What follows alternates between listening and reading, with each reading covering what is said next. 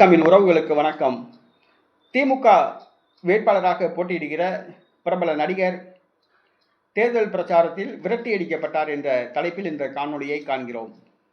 திமுக கூட்டணி தேர்தலை சந்திக்கிறது. செல்லும் இடங்களிலெல்லாம் மக்கள் எதிர்ப்பை சம்பாதித்து வருகிறது. சிவகங்கை தொகுதியில் திமுக கூட்டணி கட்சி வேட்பாளராக போட்டியிடுபவர் முக்குளத்தூர் புலிப்படை அமைப்பு தலைவர் கருணாஸ். பிரபல தமிழ் திரைப்பட நடிகர் கருணாஸ். இவர் 2011ஆம் ஆண்டு அதிமுகவோடு கூட்டணி வைத்து திருவாடனை தொகுதியில் வெற்றி பெற்றார். கடந்த முறை போட்டியிடவில்லை. இந்த முறை திமுகவுடன் கூட்டணி அமைத்து சிவகங்கை தொகுதியில் போட்டியிடுகிறார்.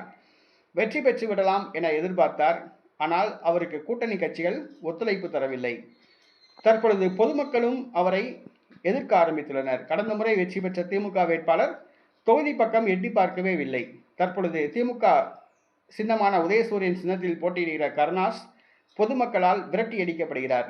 சிவகங்கை தொகுதியில் இதுவரை 11 முறை விரட்டியடிக்கப்பட்டுள்ளார். தேர்தல் பிரச்சாரத்தில் பொதுமக்களை சந்தித்த பொழுது 11 முறை நடிகர் கருணாஸை விரட்டியடித்துள்ளனர். இது சிவகங்கையில் திமுகவினருக்கே மிகப்பெரிய அதிர்ச்சியை கொடுத்திருக்கு. நடிகர் கருணாஸே விரட்டியடிக்கப்பட்டாருன்னா திமுக வேட்பாளர் களமிறங்கி இருந்தாங்கன்னா அடிச்சே விரட்டியிருப்பாங்க, துரத்திருப்பாங்க. தொகுதி பக்கம் எட்டியே பார்க்கக்கூடாது. அந்த மாதிரி சிவகங்கையில் திமுகவுக்கு மிகப்பெரிய எதிர்ப்பு அலை வீசுகிறது. அது தெரிஞ்சோ என்னமோ தெரியல, நம்ம போட்டிக்கிட்டா தோற்றுருவோம் அப்படின்ட்டு இப்போ கருணாஸ்க்கு அந்த சீட்டை கொடுத்துட்டாங்க. இப்போ கருணாஸ் அங்கே தெரியாதனமாக அங்கே போட்டிக்கிட்டு பொதுமக்கள் மத்தியில் பிரச்சாரம் செய்ய முடியாமல் தத்தளிச்சுட்டு இருக்காப்புல. இன்றைக்கி தேர்தல் பிரச்சாரத்துக்கே செல்ல முடியாத ஒரு சூழ்நிலை. தேர்தல் பிரச்சாரத்தில் போய் கலந்துக்கிறாப்புல 11 முறை சிவகங்கை மக்களால் விரட்டி அடிக்கப்பட்டுள்ளார். செல்லும் இடங்களிலெல்லாம் நடிகர் கருணாஸுக்கு எதிர்ப்பு நிலவுகிறது.